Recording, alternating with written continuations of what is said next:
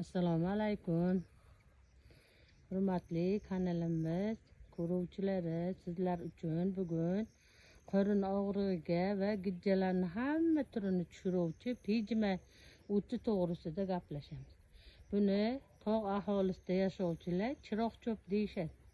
Chiroqcho'p nimagadir qorin og'rig'iga yoz vaqtida otravleniya, zaharlanish bo'lganda, yosh bolalarda qorin og'rib ichi ketib qusganda ichiriladi. Buni bir piyolaga bir choy qoshiq solib, bir qaynatib ichirilsa yaxshi foyda beradi. Qorin shamollab og'riganda, siydik yo'llardagi shamollashlarga ham juda yaxshi effekt beradi. Buni qadim zamonda ishlatib kelingan, hali buni xususiyatini yo'qotgan emas. Bu juda ham tog'li yomg'irlarda, ariqlarning bo'yida o'sishi juda ham yaxshi o't giyoh. Bu shunday xususiyati borki, buni ko'proq ichib yurganlarda buyrak shamollashlar ketadi.